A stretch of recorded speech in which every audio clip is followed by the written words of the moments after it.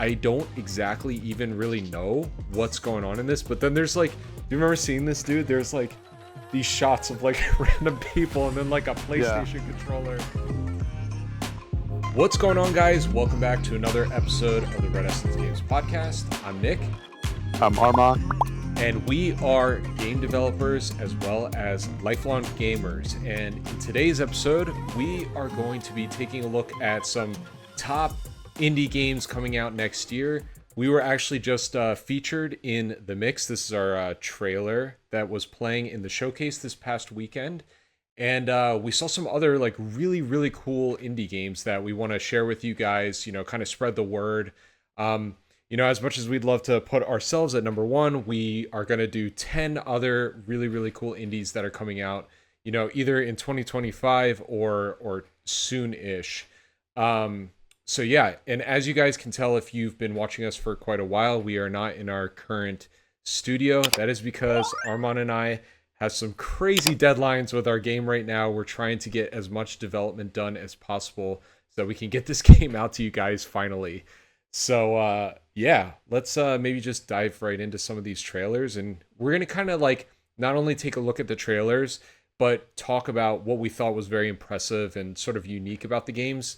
And I think that's how we sort of judged our top 10. You know, obviously there was like what 40 games I think in the showcase, something crazy like that. There were some that we had to cut that we really liked too, Yeah. and we were, we just kind of picked the ones that we thought were our favorite. So Yeah. And I think we're picking our favorite based on aspects like gameplay aspects that we haven't really seen before, or it's like a really nice mesh of a bunch of different genres, or it's got like a really cool hook or art style or whatever. So yeah, let's dive into that. And if you guys want to check out this extended gameplay trailer, you can either check it out on Steam or go to the Game Trailers YouTube channel. Yeah, be sure to wishlist and play the demo as well. Let us know what you think. But let's dive into it. So, and these are in no like particular order either. Armand and I kind of just went through, but we will pick our like most anticipated game each of next year. All right, so this first one is called The Remake of the End of the Greatest RPG of All Time. And I could be totally off with this, but I am almost 100% sure that this is referencing Chrono Trigger, and that's even what the like character is referencing. I mean, he looks very close with like the blue tunic and the like orange hair and everything. Right. It's kind of weird because I don't exactly even really know what's going on in this, but then there's like, do you remember seeing this, dude? There's like these shots of like random people and then like a PlayStation controller, and it's like I don't know, man. I wasn't really sure shot, what I was watching, honestly. Yeah, I know, but I'm so intrigued, and I think that's what makes the coolest indie games is like, okay, the art style is cool, so that's enough to sort of intrigue me. There's like weird like glitchy stuff going on. I just feel like we've talked about sort of the difference between AAA games where they're kind of having like a very standardized approach to like development. Like it's an action RPG where, you know, it's open world and you check off, you know, tasks and stuff like that. But I feel like a lot of these indie games that are coming out is like, it's art. It's like actual art. And I think that's what makes me the most excited. But sorry, what were you going to say? I was gonna say, forgot what I was gonna say. That's okay. What was I gonna say?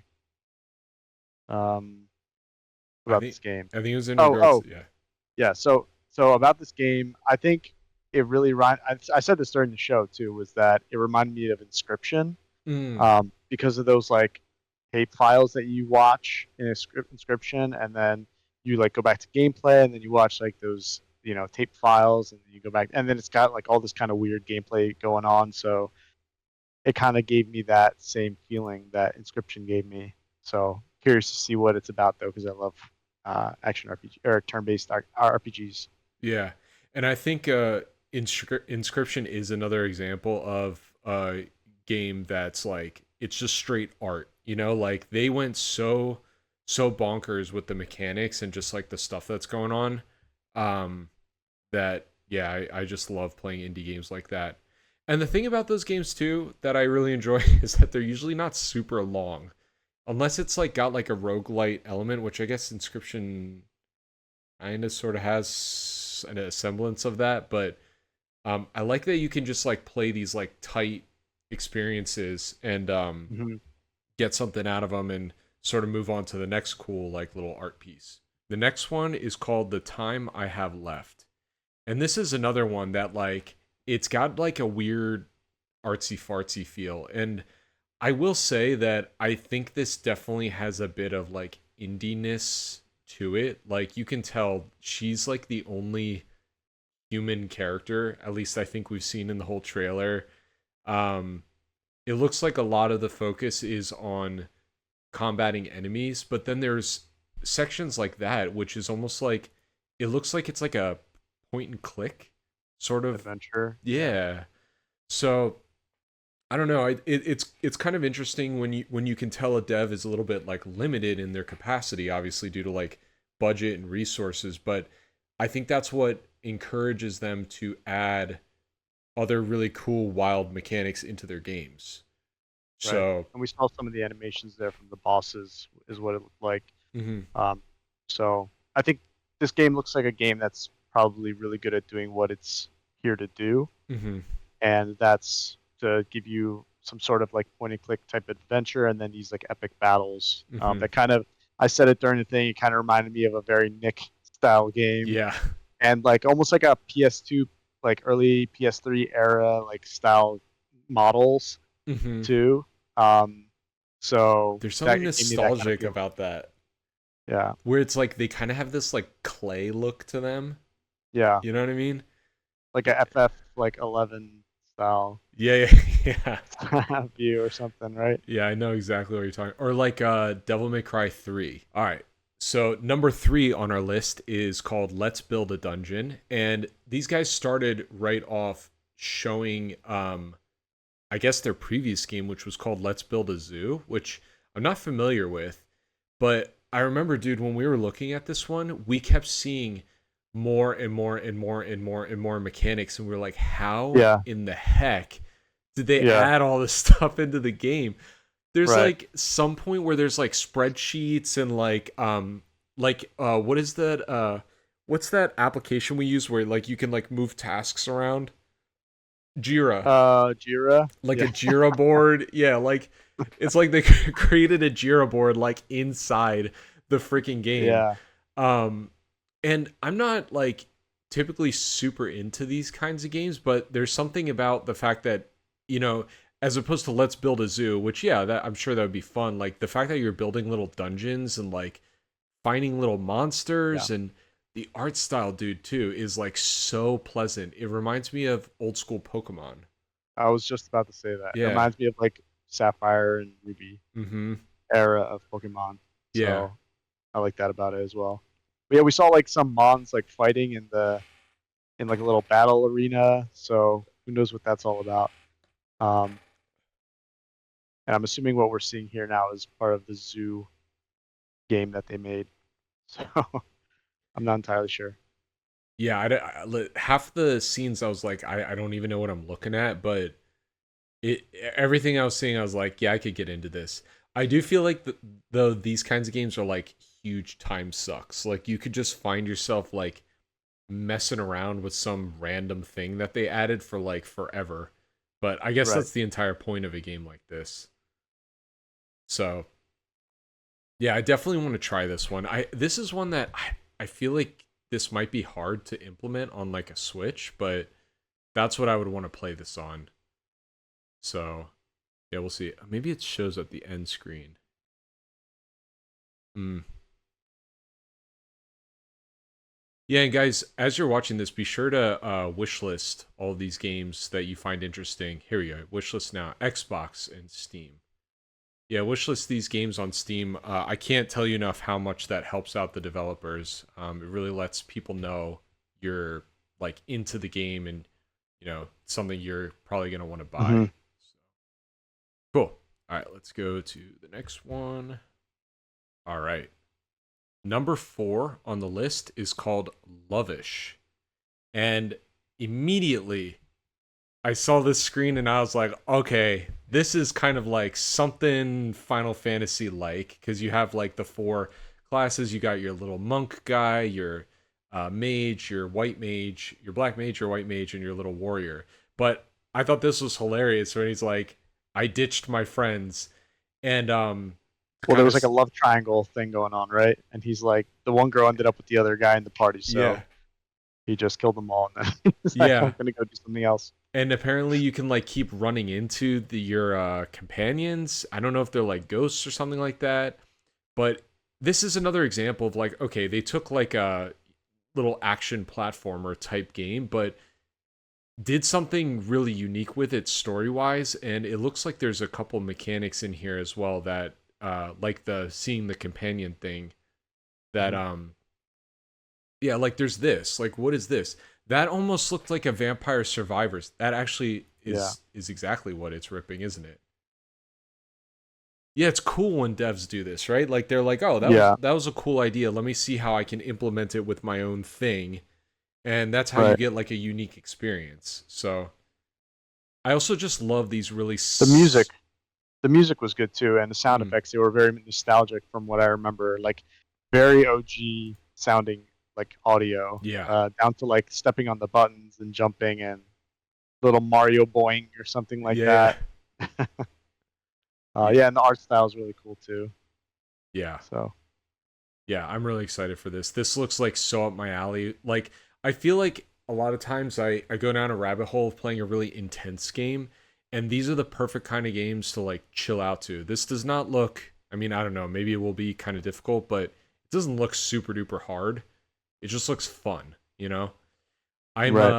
I think I told you, Armand, I'm playing The Messenger right now, Hmm. and I was like, oh, I'm really grooving with this. And then I got to this one point, and I even looked up on Reddit to be like, am I going crazy?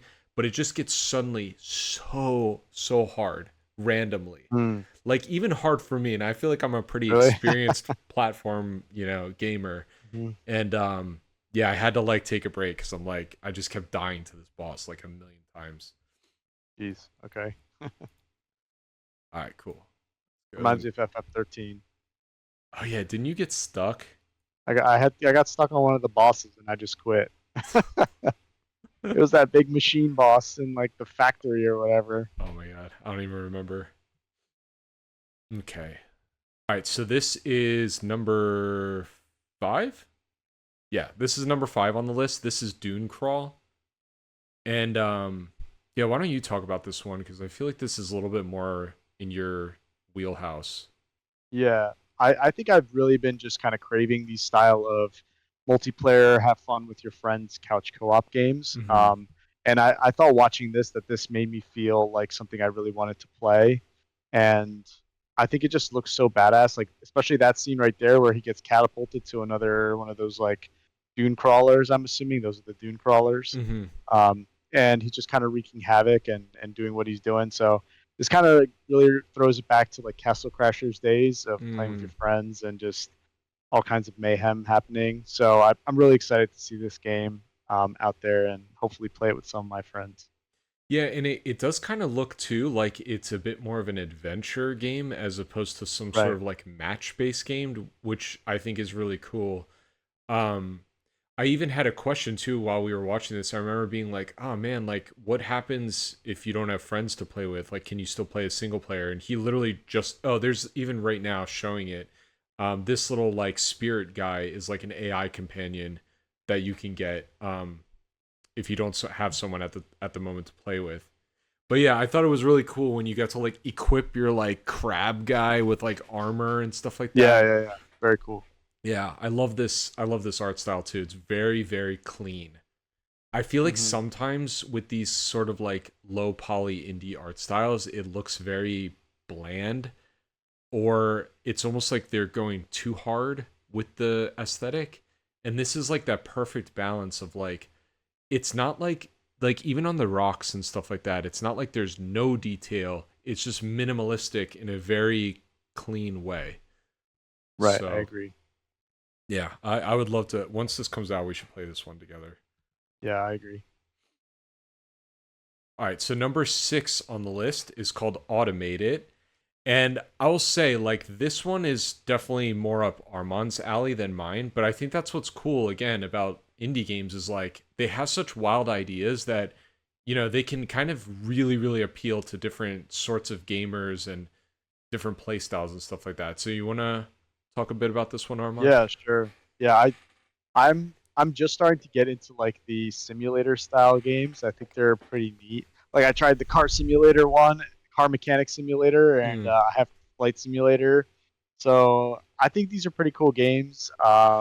And they're not traditionally games that like I've played in my past, but I could see this game being really cool and fun, especially for like programmers, because this is basically how our minds are mm-hmm, when we're programming is like how do we set things up to basically be automated mm, in a sense when we're programming. So without having to code every piece of something, is there a way that we can kind of make it code itself in a way, or just do all these tasks, without doing it manually, right? So I think people will have fun with this kind of putting things together and just seeing what some like wacky outcomes that can come out of it. So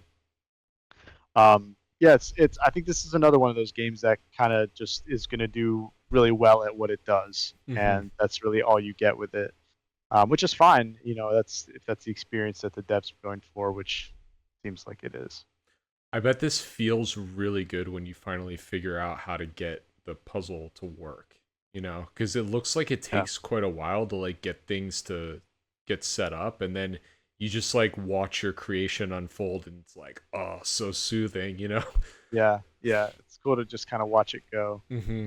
It's like those old school YouTube like marble videos where like they Mm, roll the marble on the wall and it just goes and yeah. it goes like hits a broom and then that hits like the cat and the cat runs away and knocks over the dish. Yeah, yeah, exactly. All right, number 7 on our list is Don't Wake the Beast. And this one was really interesting too because uh, oh no, I think I forget if he's talking during this or what. But yeah, this one was cool too because it's like at a very first glance you're kind of like what is this game? And then when you start watching it more and more you're like I know exactly what this game is. And basically the major mechanic is hiding from things. It's almost like in Metal Gear Solid like sneaking behind the barrels or like putting the cardboard box on yourself sort of thing, and you can see But all these also collecting treasures, right? Like also. Yeah, collecting treasures while not getting caught is I yeah, think the point of this. yep. That part they just showed where he does the little grappling hook like up to the ceiling, I Yeah. thought was the coolest part. It's like, Hmm. yeah, this is just one of those concepts. It almost feels genius because it's like obviously we've seen pieces of a mechanic like this before, but I literally can't think of any other game where it solely revolves around this kind of mechanic. And yeah, your objective, I guess, is to get more and more treasure. I don't know. I'd like to know what the like major objective is. Maybe it's just to get through the dungeons. I don't exactly know, or maybe you need the gold to progress further. But yeah, this is I think the just so point is to get unique. that skull. It looks like even in the key art it shows like Mm, bandit running away with the skull. mm-hmm, So maybe it's like collect as much stuff as you can, get the final skull and get out. mm, Or you can just get out and take what you have, but you don't get the skull. mm. But it's like if you want the ultimate prize, get the skull. Yeah, So maybe that's what it is. yeah. This is another game that like it just knows exactly what it is, right? Like there's humor. It doesn't like try too hard to be like super, no, like fancy. It's like focusing a lot more just on the experience of the gameplay than anything else. And with this, the art style I think like does the job of making it look quality and presentable. So yeah, this one looked really cool. This is another one that like I really want to try it. I want to see how it feels. Hmm. So Agreed. cool. All right, so this is number 8 on our list. This is the last one for our shared list, and then Armand and I are going to share like our most anticipated games. So this one is called Bit Escape, and I don't know, man. This one also just looks so weird and unique. Like you got Hmm. the solitaire cards coming at you. I love that he's jumping through folders. This is another game where it knows exactly what it is. The player can like get it because anyone that plays video games and owns a computer like can understand the references, which is really cool. Um, I also enjoy a lot of times playing indie games that I would never build myself. Do you know what I Yeah, I mean? agree. Like Yeah, this they give you is good perspective. I feel like, yeah. right? Well, it's just like I love humor and I love like cartoony stuff like this. I think it's very pleasing to look at and really fun, but it's just not my like art style to produce personally, you know? So it's kind Right, of right, fun to play someone else's like identity. You know what I mean? right. Yeah, So yeah, this one looks really cool. Like I don't have like a ton to say about this one, but I think this is another one that people should probably keep their eyes on because I think I thought, yeah, this one was unique enough from the others mhm, to kind of make it to our list because it felt so different and it felt kind of interesting. So, yeah. yeah. I think for a game like this, it's more like this just looks really freaking fun to play, and I'm gonna be like Hmm. smiling the whole time playing it. Um, yeah, those sometimes are like the best experiences. So Right. cool. All right, let's move on to our final two, and then I think we've got a couple honorable mentions. Maybe let's do that first. Why don't we do the honorable mentions first? Sure. So the first game on our honorable mentions is Void Dungeon. This looked really cool, but I think because we had what was the other one where it's kind of like a co-op game? Yeah, it was one of the first two that we showed. With the Time I crab. have left. No, no, no. No, Oh, Dune the Crawl. Dune Dune Crawl. Crawl. I think because Dune Crawl was kind of like the big multiplayer game, like this Yeah. kind of has a similar-ish feel. Um, I really like the stats in this. That's Yeah. like what I love about kind of like more roguelite sort of games and just Yeah. RPGs in general is like building up my character. I feel like this is another example. It's like the art style is like not 100% up my alley, but it looks cute enough and like pleasant enough that I'm like I could get into this. Right. Um, I'm also curious how many people are in each of these lobbies because I couldn't tell if it was mm, just four, or if it was like 100. Because at one point it showed like a bunch of people. Um, keep going yeah. a little further. Keep going a little further. It's like, yeah, keep going, going. It's past the middle point. Keep going. Okay. Wait, does it Um, just say something? Play up with up to four friends. There you go. yeah, but that doesn't. Yeah, I think Oh, I see right what you're here, saying. like here, watch. They're gonna go down, and then there's gonna be. Are those all enemies or are I those think they're all the people? enemies because they're it said like Okay, skeleton and stuff like that.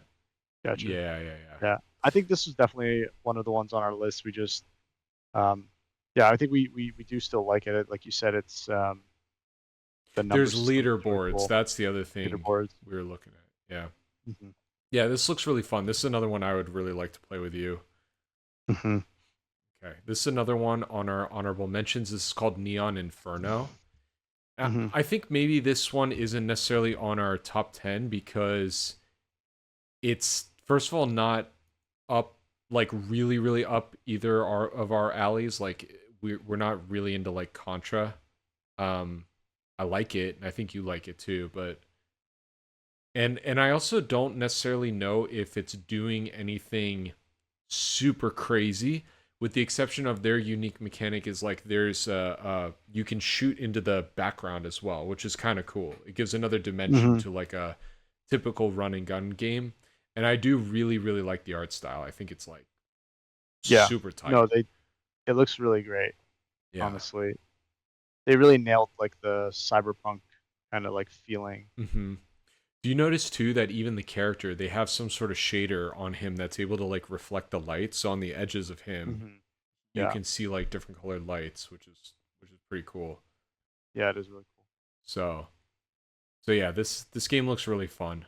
I think I would definitely try this out. Especially this is another game I'd like to play on Switch. All right, then we got one more honorable mention. All right, so this final honorable mention is called Surf Punk. And this game was maybe one of the nicest visually looking games of the whole thing. I this just looks beautiful, and this looks very like Mhm. I don't want to call it AAA, but like I think you were saying like League of Legends like art style kind of thing, right? Right, right. Which is like very high quality. So yeah, this looks really fun. Um, I think I also just really don't play games like this too much, so it's hard for me to sort of wrap my head around exactly what was going on. I'm not really into Right. like match based games, but this is one that I would really like to try. Like I'm intrigued. And I do Yeah. like too that it looks like it's cooperative as opposed to like, oh, you're just playing other people online. It's Right. cool that you're like fighting enemies and stuff like that. So Yeah, I agree. yeah, this one was I cool. I think this, yeah, it gives it looks like people have different roles that they can play on your team, and I like that about it because you kind of rely on each other, and then you kind of get on your surfboards, and I think at the end there's a surprise too, right? A big wave comes and you have to Hmm. like escape. So um, It's got a yeah, bit of I that think like this game's got a lot Fortnite of thing. potential. Yeah, I like the animations; they look really good. The obviously the art and environment looks beautiful, Hmm. and I could see this game being a hit. I think So so too. curious to try it. Yeah. Yeah, nice. All right, let's get into our most anticipated indie game picks from. All right, so my most anticipated game from this event is called Artists Impact. And I can't tell you too much about this game because this is another game where I'm like, I don't know what the heck is going on, but I know I am so into this. This looks so freaking weird. It's not even funny, but it just looks so cool, man. Like Hmm. it starts off, there's like no combat, you're just like petting rabbits and stuff. Like what is going on? And then suddenly the whole trailer just like goes crazy. Oh, oh yeah, right here, right? It very much has like a 2D near sort of look. It goes from being like all pleasant to like crazy. I love this. It has like that very like old school like manga look. And Hmm. it's like, what is going on here, dude? Like, is that the Yeah. combat? You know, was that Yeah. just a cutscene? Like, what is this game? You know? I was saying as soon as this game popped up, I was like, dude, it's like near Sephiroth. Like Yeah. it's literally just like a Nick game. Yeah. It's this is so up my alley, man. I think this looks so freaking Look at the cool. long swords. Look at the long I swords the love characters it. have. I That's love it. they're all They Sephiroths, have dude. white hair, you know. Yeah, it's got a cool art style. Yeah, I'm digging this so hard. So yeah, I'm gonna Hmm. play the crap out of this whenever this comes out. Does it say? Yeah. Coming 2025, add to your wish list on Steam.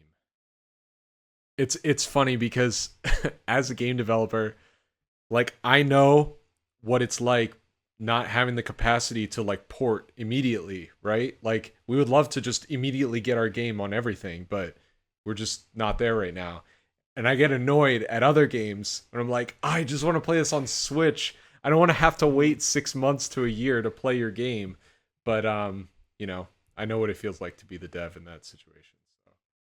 So Armand's pick for most anticipated in 2025 is called Big Helmet Heroes. I'll let you take it away.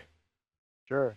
Yeah, this game just really reminded me of like old school Castle Crashers, which I loved playing, and the class-based, combat. So you can kind of pick the class that, you know, resonates with you the most. And you can see here this monk can kind of like fly with his staff, which is pretty sick. So I think this game just is like it's got this like, what do you call it, like cuteness or It's got like a whimsical nature to it. whimsical. Yeah. So and then the animations look really really good, and the effects and everything look really nice. So I think this game is just very visually pleasing, and Mm-hmm. it looks like it's going to be a lot of fun to play with your friends. Like you saw there, they just ambushed like a group and then just jumped on them like in Assassin's Creed style. So Yeah. um, I think here's a boss battle, it looks like. So yeah, this gives me a very big Castle Crashers vibe, which I love, but in a 3D um, environment, and it's kind of like not too serious, which I Mm. like about it too. This is coming to So everything. is it? Okay. Yeah. So We can maybe play this on console together. Yeah, I'm kind of curious if this is going to have more of like a linearity to it. Like Right. it's just linear levels that you try to get through, or like what the deal with the progression is. What was It looks like Castle it is. Crashers like? Yeah, it's pretty linear. Mm, Yeah, yeah, from this what I looks remember. cool. I'm so into this. It also kind of has sort of has the aesthetic style of the Link to the Past remake. Right. In after each level in what do you call it? Echoes of Wisdom. No, in the game we were just talking about, The Castle Link. Crashers. At the end of Okay, every yeah. section, chapter, all the players battle for the princess. So Mm, whoever like is the last man standing out of all the players in like a little arena gets to like a kiss from the princess or something like that's that. funny. So it's pretty cool. Like everyone like gets in the corner and like squares up and then just all out brawl. So I love that kind of stuff. I don't know if that's going to be in this game, but I'm sure they have their own fun thing that they have. But Yeah, this is my number one pick. nice. Cool. All right. Well, I think we can close this out. Thanks again, guys, for checking out this episode. We are going to try to be a bit more consistent. We might just need to be doing these, sort of like online episodes for now, and then we'll get back into the studio. I just can't even begin to tell you guys how many animations I need to do and how many bugs Armand needs to squash. So we're just trying to get stuff done. But please go check out Traveler's Refrain on Steam and Wishlist. Go play the demo and hop in our Discord. And our Discord is open for people to just chat about games too. So don't feel like you need to come in there and just talk about our game. You can come in and talk about the games that you guys think are looked really cool from the mix. So And if you're yeah, go interested ahead. in beta testing, definitely hop in our Discord and Mm, talk to them. We definitely want to get more people helping us test the game. So if you're available and want to join and help us out with that, please join us. And of course, send us a wish list on Steam if you like our game, mm, Traveler's Refrain. yeah. Cool, guys. All right. Until next time, we'll see you guys later. See ya. Bye, everyone.